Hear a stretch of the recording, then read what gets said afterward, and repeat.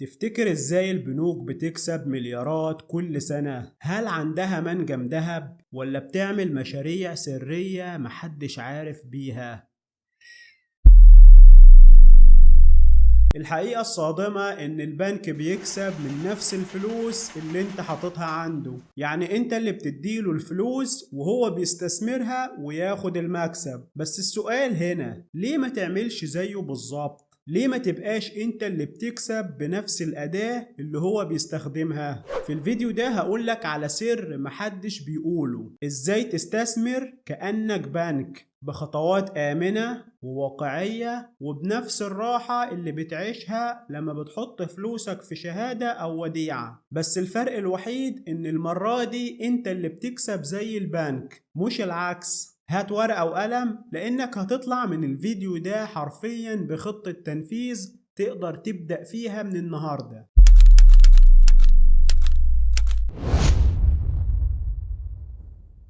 البنك بياخد فلوسك على شكل وديعة أو شهادة بعائد 15% مثلا، والأرقام دي للتوضيح عشان محدش يركز في الأرقام. بعد كده البنك بياخد الفلوس دي ويرجع يستثمرها تاني في أدوات مالية تانية، وفي إدارات كبيرة ضخمة في البنوك بتسمى إدارات الاستثمار، هما اللي بيعملوا الكلام ده. المهم البنك بياخد الفلوس دي اللي على شكل وديعة أو شهادة وبيرجع يستثمرها زي ما قلنا في أدوات مالية تانية زي أذون الخزانة وصناديق الاستثمار والسندات الحكومية. العائد اللي بيجيله ممكن يوصل ل 20 أو 22 أو 23% ويمكن أكتر. يعني كده البنك بيكسب فرق الخمسة أو السبعة أو ال8% وهو نايم، وانت بتبقى فاكر انك كسبت أعلى شهادة في السوق.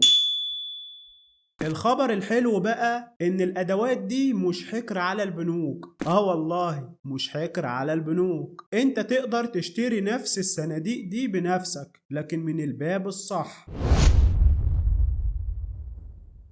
البنك بيستثمر عن طريق شركات إدارة الأصول، والشركات دي عندها صناديق استثمار مفتوحة للناس العادية اللي زيي وزيك كده بالظبط. صناديق استثمار البنك الأهلي وبنك مصر وبنك القاهرة والعرب الأفريقي والسي اي بي وكيو ام بي كلها متاحة وممكن تبدأ ب1000 جنيه بس. وهنا خلينا أقولك إن في أنواع للصناديق دي. عندك مثلا صناديق نقدية، دي بتكون آمنة جدا وبتكون زيها أو شبه الودائع كده بالظبط لكن بعائد أعلى. في صناديق تانية اسمها صناديق الدخل الثابت، ودي بتستثمر في السندات الحكومية. وفي صناديق تانية اسمها صناديق الأسهم، دي بيكون العائد بتاعها أعلى شوية وطويل المدى لكنها بتكون أعلى في المخاطر شوية. احنا النهاردة بنتكلم عن النوع الأول والتاني، الاستثمار المركب الآمن.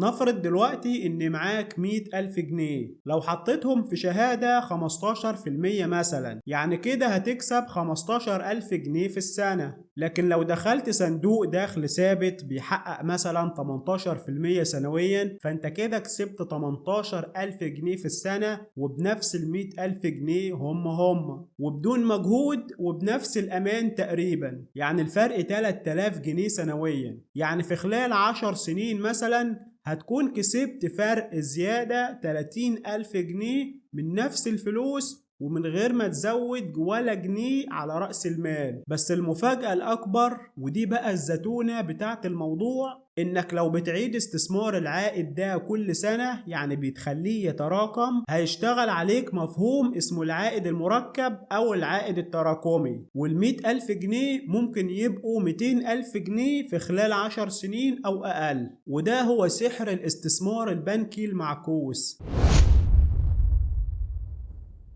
تعالوا بقى نشوف ازاي نشتري في الصندوق فعلا. اول حاجة هتروح اي فرع بنك زي البنك الاهلي او بنك مصر او بنك السي اي بي او اي بنك يعجبك، هتسأل الموظف عن صناديق الاستثمار المتاحة للافراد وهتختار نوع الصندوق اللي يناسبك سواء نقدي او دخل ثابت. افتح حساب استثمار ووقع على استمارة الاشتراك. بعد كده تقدر انك تتابع الصندوق اسبوعيا او شهريا من خلال موقع البنك او من خلال الابليكيشن. ملحوظة، مفيش اي التزام زمني، يعني تقدر انك تسحب فلوسك في اي وقت، وهما بيحددوا لك اوقات معينة كده تقدر انك تسحب فيها فلوسك، يعني مش هتكون مربوط بوقت معين زي الودائع والشهادات.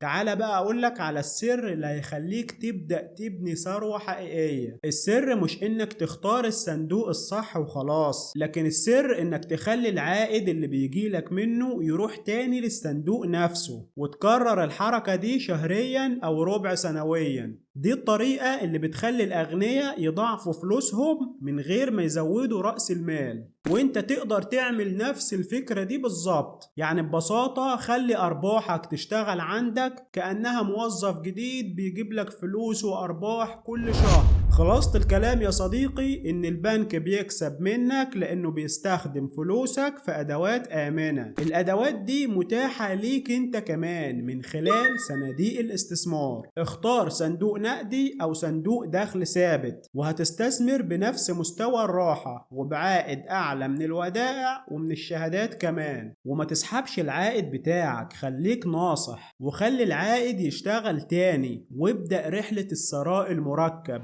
دلوقتي انت عرفت السر اللي البنوك مش بتتكلم عنه او مش بتحب تتكلم عنه، ازاي تبقى انت البنك. بس ده اول باب في عالم كبير اسمه الاستثمار الذكي. علشان كده عملنا لك سلسلة اسمها اسرار الاستثمار الذكي، هتلاقي فيها كل التركات والاسرار للاستثمار الذكي اللي هيوصلك فعلا للثروة الحقيقية. استناني في الحلقة الجاية مع فيديو جديد واسرار جديدة، وما تنساش تعمل سبسكرايب ولايك. سلام.